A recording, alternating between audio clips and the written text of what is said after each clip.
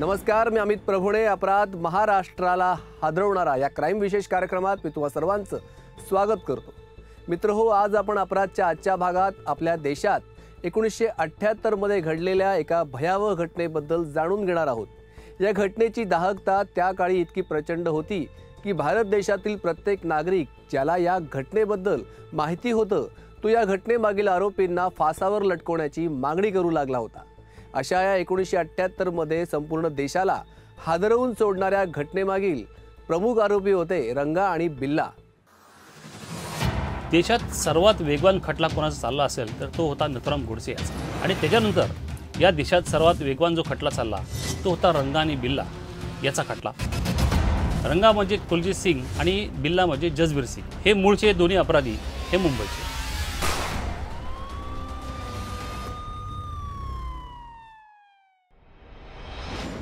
मुंबईतील एकेकाळचे कुख्यात गुंड रंगा आणि बिल्ला यांनी 1978 मध्ये एका नौदल अधिकाऱ्याच्या 2 मुलांचं अपहरण करून त्यांची हत्या केली होती. पण सर्वात जास्त या घटनेमागील धक्कादायक बाब म्हणजे हत्या करण्यापूर्वी रंगा आणि बिल्ला यांनी नौदल अधिकाऱ्याच्या 16 वर्षाच्या मुलीवर बलात्कार केला होता. त्यामुळे या विकृत घटनेचे पडसाद त्या काळी संपूर्ण देशात उमटले आणि त्या काळी सत्तेत असलेलं मोरारजी देसाई सरकारही या घटनेमुळे संकटात आलं. भारत देशात गेल्या 75 वर्षात घडलेली सर्वात क्रूर घटना म्हणून रंगा बिल्ला प्रकरण ओळखलं जातं. हे प्रकरण 1978 साली भारतात घडलं होतं, ज्यात नौदल अधिकारी मदन मोहन चोप्रा यांच्या 2 मुलांचं अपहरण करून त्यांची हत्या करण्यात आली होती. या प्रकरणात हत्या करण्यात आलेली मुलगी गीता ही 16 वर्षाची होती आणि मुलगा संजय हा 14 वर्षाचा होता. या दोन्ही मुलांचं अपहरण करून त्यांची रंगा आणि बिल्ला नावाच्या 2 कुख्यात गुंडांनी हत्या केली होती. रंगा आणि बिल्ला या दोन्ही आरोपींबद्दल लेखक सुनील गुप्ता यांनी त्यांच्या black warrant a confection of a Tihar jailer या पुस्तकात लिहिलेलं आहे. त्यांच्या म्हणण्यानुसार रंगा हा स्वभावाने अत्यंत विनोदी होता आणि तो कोणत्याही परिस्थितीत काही ना काही कारणावरून कायम हसत असायचा. अशा या रंगाला ज्यावेळी फाशीची शिक्षा सुनावण्यात आली होती तेव्हा त्याच्या चेहऱ्यावर पश्चातापाचा साधा लवलेशही नव्हता. याउलट रंगाचा साथीदार बिल्ला हा स्वभावाने शांत आणि गंभीर होता आणि तो या गुन्हेगारी क्षेत्रात फक्त रंगामुळेच आला होता. त्यामुळे या गोष्टीचा राग बिल्लाच्या मनात कायम होता आणि या कारणामुळेच त्या दोघात वारंवार भांडणं देखील व्हायची. पण त्या भांडणाची तीव्रता जास्त कधीच नसायची, कारण गुन्हेगारी क्षेत्रात रंगा आणि बिल्लाचं बस्तान हे हळूहळू का होईना पण बऱ्यापैकी बसत आलेलं होतं. आपण पाहिलं असेल, देशात सर्वात वेगवान खटला कोणाचा चालला असेल तर तो होता नथुराम गोडसे याचा. आणि त्याच्यानंतर या देशात सर्वात वेगवान जो खटला चालला तो होता रंगा आणि बिल्ला याचा खटला. दिल्ली येथील पटियाला हाऊस या न्यायालयात हा खटला चालला होता. रंगा आणि बिल्ला कोण? रंगा म्हणजे कुलजीत सिंग आणि बिल्ला म्हणजे जसबीर सिंग. हे मूळचे दोन्ही अपराधी हे मुंबईचे. त्यांनी मुंबईत काही काळ अपहरण करून, चोऱ्या करून, खून करून नंतर त्याने दिल्ली हे ठिकाण निवडलं व दिल्ली येथे स्थलांतर केलं. रंगा आणि बिल्ला या कुख्यात गुंडांची आपापसात चांगली मैत्री होती. ही मैत्री इतकी घट्ट होती की दोघेही कोणतीही गोष्ट, मग ती चोरी असो वा इतर काही, एकमेकांशिवाय करत नव्हते. पाहायला गेलं तर संपूर्ण दिवस नशेत असलेल्या या मित्रांचा प्रत्येक दिवस चोरी लबाडी केल्याशिवाय जात नव्हता आणि त्यामुळे त्यांच्या विरुद्ध विविध गुन्हे पोलीस स्टेशनमध्ये नोंदवण्यात आले होते. पण तरी देखील दोघेही काही केल्या पोलिसांच्या तावडीत सापडत नव्हते. 26 ऑगस्ट 1978च्या त्या दिवशी रंगा आणि बिल्ला त्यांच्या कारने दिल्लीला जायला निघाले होते. साधारण संध्याकाळची ती वेळ होती. त्याच वेळेला गीता चोप्रा आणि तिचा भाऊ संजय चोप्रा दोघेही आपल्या घरातून निघाले. त्या दोघांना त्या दिवशी ऑल इंडिया रेडिओवरच्या युवावाणी या कार्यक्रमात जायचं होतं. पण घरातून निघायला काहीसा उशीर झाल्याने ते दोघे टेन्शनमध्ये होते. आता कार्यक्रमाला वेळेत कसं पोहोचायचं हा एकच विचार त्या दोघांच्या मनात त्यावेळी घोळत होता. त्याच वेळी त्यांना समोरून एक कार येताना दिसली. आता या कारने जर आपल्याला लिफ्ट दिली तर आपण वेळेत कार्यक्रमाला पोहोचू असं त्यांना मनातल्या मनात वाटू लागलं. इतक्यात समोरून येणारी कार त्यांच्या दिशेने येऊ लागली. त्यावेळी संजय आणि गीताला आता आपण आपल्या शोसाठी वेळेत पोहोचू याची खात्री वाटू लागली होती. पण हळूहळू जवळ येत असलेल्या या कारमध्ये मुंबईहून पळून आलेले गुंड रंगा आणि बिल्ला आहेत याची कल्पना त्यावेळी त्या दोन्ही निरागस जीवांना नव्हती. कारमध्ये बसलेल्या रंगा आणि बिल्लाचे डोळे हे रस्त्यावर उभ्या असलेल्या संजय आणि गीताला पाहून चमकले होते. कारण अपहरण करून खंडणी गोळा करणं हे रंगा आणि बिल्लाचं नेहमीचंच काम होतं. त्यामुळे आता आयतच चालून आलेलं सावज हेरून त्याची शिकार करायची ही एकच गोष्ट त्यांच्या डोक्यात घोळत होती. अशातच संजयच्या मोठ्या बहिणीनं म्हणजे गीतानं बिल्लाला लिफ्ट देण्यासाठी विचारलं. अंकल आम्हाला लिफ्ट देणार का? याच रोडला पुढे आकाशवाणी आहे, आम्हाला तिथे लवकरात लवकर पोहोचायचंय, प्लीज आम्हाला लिफ्ट द्या ना.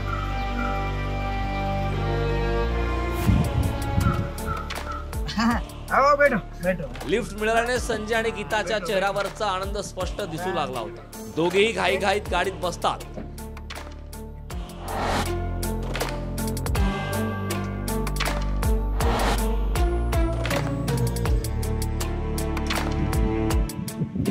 आकाशवाणी आणि गाडी पुन्हा मुख्य रस्त्यावर धावला.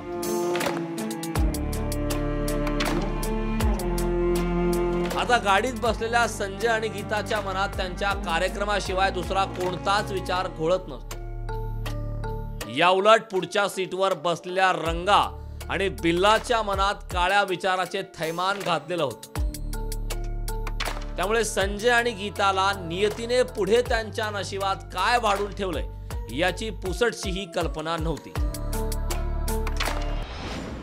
16 वर्षाची गीता चोप्रा आणि 14 वर्षाचा तिचा लहान भाऊ संजय दोघेही ज्या कारमध्ये बसले होते ती कार दुर्दैवानं मुंबईहून दिल्लीला चाललेल्या रंगा आणि बिल्ला या दोन कुख्यात गुंडांची होती. मात्र या गोष्टीची कल्पना त्या कारमध्ये बसलेल्या संजय आणि गीताला नव्हती आणि त्यामुळे रस्त्यावर सुसाट धावत असलेल्या या गाडीत आता जे काही घडणार होतं ते माणुसकीला काळीमा फासणारं होतं. गीता आणि संजय हे दोघे बहीण भाऊ 26 ऑगस्ट 1978 रोजी संध्याकाळी 6 वाजता घरातून बाहेर पडले. त्यावेळी त्यांना रात्री 8 वाजता आकाशवाणीच्या एका कार्यक्रमात सहभागी व्हायचं होतं. रात्री 8 वाजता संजय आणि गीताचा आकाशवाणीवर एक कार्यक्रम होता. त्यामुळे आकाशवाणीवरचा कार्यक्रम ऐकण्यासाठी त्यांच्या आई वडिलांनी रात्री 8 वाजता रेडिओ सुरू केला. पण आकाशवाणीवर त्यांच्या मुलांचा कार्यक्रम प्रसारित होत नव्हता. त्यामुळे काही कारणास्तव कार्यक्रम रद्द झाला असावा असा अंदाज आई वडिलांनी बांधला आणि कॅप्टन मदन मोहन चोप्रा रात्री 9 वाजता आपल्या मुलांना घ्यायला आकाशवाणी केंद्रावर पोहोचले. पण तिथे गेल्यावर त्यांना असं समजलं की त्यांची मुलं कार्यक्रमाला पोहोचलीच नाहीत आणि त्यामुळे आकाशवाणीचा कार्यक्रम सुद्धा रद्द करण्यात आला होता. आकाशवाणीतून सांगण्यात आलेल्या या धक्कादायक गोष्टीमुळे मदन मोहन चोप्रा मुलांच्या काळजीने घाबरले आणि त्यांनी लागलीच मुलांच्या मित्रांच्या आणि नातेवाईकांच्या घरी जाऊन चौकशी केली. मात्र मुलं त्यांना कुठेच भेटली नाहीत. त्यामुळे आता मुलं आकाशवाणी केंद्रावर न जाता अचानक कुठे गेली असा प्रश्न मुलांच्या आई वडिलांना सतावू लागला होता. अखेर मुलांच्या मदन मोहन चोप्रा यांनी आपल्या नौदलातील अधिकाऱ्यांच्या मदतीने पोलिसात तक्रार दाखल केली. तक्रार मिळाल्यानंतर पुढच्या 10 मिनिटात पोलिसांची एक गाडी चोप्रा यांच्या घरी पोहोचली. त्यानंतर कॅप्टन चोप्रा यांनी पोलिसांच्या मदतीने शहरातील सर्व हॉटेल, रुग्णालय, रेस्टॉरंटमध्ये जाऊन चौकशी केली. विशेष म्हणजे जंगलात रात्रीच्या अंधारात मोठ्या फौज फाट्यासह सर्व ऑपरेशन देखील करण्यात आलं. पण संपूर्ण जंगल पिंजून काढल्यानंतर ही मुले कुठेच मिळाली नाहीत म्हणून रात्री 2:30 वाजता शोध मोहीम थांबवण्यात आली. अशातच दुसऱ्या दिवशी पोलिसांना 2 किशोरवयीन मुलांसंबंधित असलेल्या 2 तक्रारी इतर पोलीस स्टेशनमध्ये मिळाल्या. यावर पहिली तक्रार ही भगवान दास यांनी केली होती. भगवान दास हे 26 ऑगस्ट रोजी संध्याकाळी स्कूटरवरून जात असताना त्यांना एक भरधाव वेगाने जात असलेली एक कार दिसली. या कारमध्ये पुढे 2 माणसं बसलेली होती आणि त्यांच्या मागे किशोर वयातील मुलगा आणि एक मुलगी होती. मागे बसलेली ही मुलगी जोरजोरात मदतीसाठी ओरडत होती.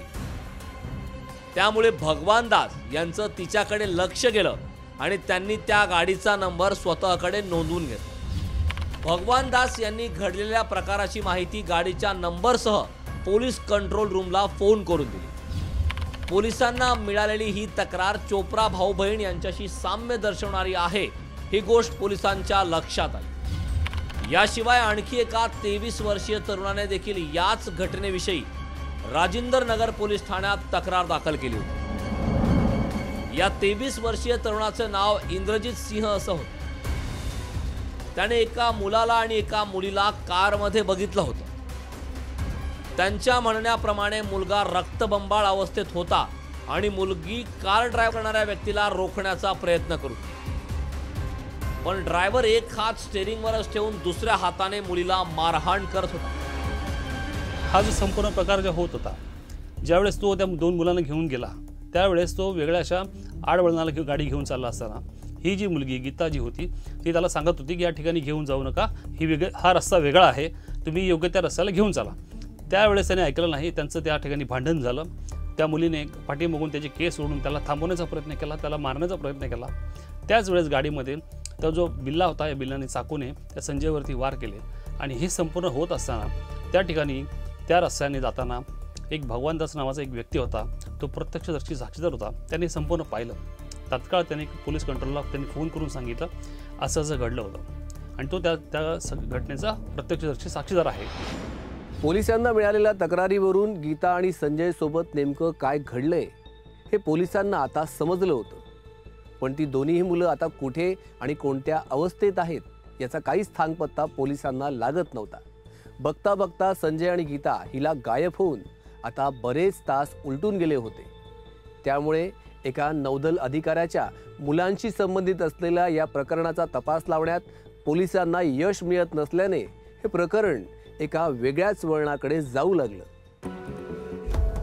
गीता आणि संजय सोबत त्या दिवशी जे घडलं ते खरंच दुर्दैवी होतं.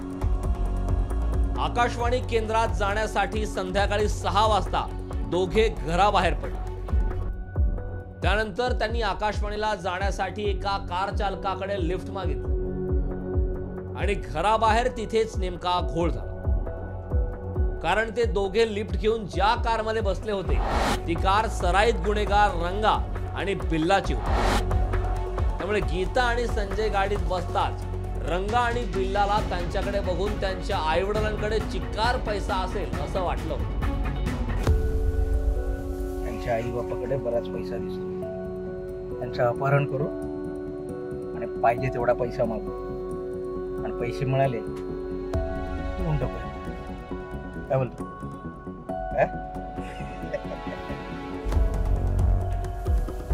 एखाद्या व्यक्तीचं अपहरण करून खंडणी मागणं ही रंगा आणि बिल्लासाठी नेहमीची गोष्ट होती. कारण अशा प्रकारचे अनेक प्रयोग त्यांनी याआधी मुंबईत केले होते. पण गीता आणि संजय यांचे वडील नौदलात अधिकारी असल्याची माहिती मिळताच त्यांनी त्या दोघांची हत्या करण्याचा निर्णय केला. त्यामुळे मुलं आणि रंगा बिल्ला यांच्यात चालत्या गाडीतच मोठी हाणामारी सुरू झाली.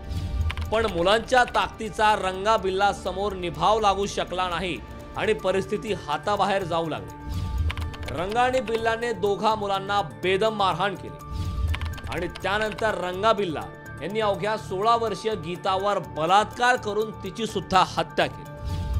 बेपत्ता झाल्यानंतर 3ऱ्या दिवशी रस्त्यापासून जवळ असलेल्या जंगलाजवळ गीताचा मृतदेह आढळून आला आणि तिथून पुढे काही अंतरावर तिचा भाऊ संजय याचा देखील मृतदेह आढळला. गीता आणि संजयच्या कुटुंबियांनी त्यांची ओळख पटवल्यानंतर मृतदेह त्यांचेच आहेत हे स्पष्ट झालं. ज्या गाडीतून गीता आणि संजयचं अपहरण झालं होतं ती गाडी पोलिसांच्या हाती लागली. पोलिसांच्या फॉरेन्सिक टीमने गाडीतील फिंगरप्रिंट हे सराईत गुन्हेगार रंगा बिल्ला यांचे आहेत याची पुष्टी केली. त्यामुळे या प्रकरणात रंगा बिल्लाचा हात असल्याचं स्पष्ट झालं. पोलिसांनी रंगा बिल्लाला शोधण्यासाठी शोधमोहीम सुरू केली आणि त्यांना त्यात लवकरच यश मिळालं. हे दोन्ही कुख्यात गुंड हे अपराधी आग्र्यातून कालका एक्सप्रेस यांनी पकडून ते दिल्लीला जाऊ पाहत असताना त्यांनी मिलिटरीचे जो डबा असतो, आर्मीचा जो डबा असतो, त्या डब्यामध्ये प्रवेश करून तिथे जागा मिळवायचा प्रयत्न केला. त्या डब्यातील आर्मी मेन यांच्यावर त्यांचं भांडण झालं. त्या आर्मीच्या सैन्यदलातील लोकांना ह्या दोघांचा संशय आला आणि संशय आल्यामुळे त्यांनी त्या दोघांना पकडून दिल्ली ह्या रेल्वे स्थानकावर त्यांना पोलिसांच्या हवाली केले. पोलिसांच्या हवाली केल्यानंतर त्यांचं जे वर्तमानपत्रामध्ये किंवा न्यूज चॅनलमध्ये येत होतं त्या प्रकारचं वर्णन यांचं असल्यामुळे पोलिसांनी संशयावरती यांना अडवून ठेवलं आणि खात्री पडता ह्या दोघांना अटक केली. ह्या दोघांना अटक केल्यानंतर यांना न्यायालयात हजर केलं. यांच्यावरती चार्जशीट दाखल झाली. या केसचा तपास CBIकडे गेला. CBIने याचं आरोपपत्र पटेल हाऊस कोर्टामध्ये दाखल केलं. 8 सप्टेंबर 1978 रोजी रंगा बिल्लाला एका ट्रेनमध्ये पकडण्यात आलं आणि कोर्टाने त्या दोघांना फाशीची शिक्षा सुनावली. दिनांक 31 जानेवारी 1982 रोजी रंगा आणि बिल्ला या 2 हैवानांना फाशीची शिक्षा देण्यात आली. फाशीच्या शिक्षेच्या विरोधात या दोन्ही रंगा आणि बिल्लाने दिल्ली उच्च न्यायालय या ठिकाणी अपील दाखल केलं. या अपिलामध्ये त्यांचं दोघांचं अपील फेटाळलं गेलं. हे अपील फेटाळल्याच्या नंतर शेवटचा पर्याय म्हणजे राष्ट्रपतीकडे दया याचना केली. दयेचा अर्ज केला. राष्ट्रपतीकडे दयेची याचना केल्यानंतर ह्या दोघांचा दयेचा अर्ज नाकारला गेला आणि 31 जानेवारी 1982 रोजी ह्या दोघांना फाशीवर चढवा असे आदेश झाले आणि ह्या दोघांना त्यावेळी फाशी देण्यात आली. ही फाशी दिल्यानंतर रंगा साधारणतः 2 तास जिवंत होता. या देशाच्या इतिहासामध्ये प्रथम असं घडलं की 2 तासानंतर फाशी दिल्यानंतर देखील जिवंत होता. त्यामुळे त्यांना जोपर्यंत त्याचा मृत्यू होत नाही तोपर्यंत त्याला फाशी देण्यात आली आणि असा या रंगा आणि बिल्लाचा अंत झाला. 1978 घडलेल्या या घटनेचे पडसाद त्या काळी संपूर्ण देशात उमटले आणि या घटनेमुळे त्या काळी संपूर्ण देश हादरला होता. संसदेतही या प्रकरणामुळे त्या काळी मोठा गदारोळ झाला. विशेष म्हणजे या प्रकरणावरून काही तरुणांनी केलेल्या दगडफेकीत त्या काळी अटल बिहारी वाजपेयी यांच्या डोक्याला दगड देखील लागला होता. अपराध महाराष्ट्राला हादरवणारा या क्राईम विशेष कार्यक्रमात सध्या वेळ झाली तेच थांबण्याची. पुन्हा भेटूयात अशाच महाराष्ट्राला हादरवणाऱ्या एका नव्या गुन्ह्यासह. तोवर महाराष्ट्रातली प्रत्येक अपडेट जाणून घेण्यासाठी पाहत रहा लोकशाही मराठी.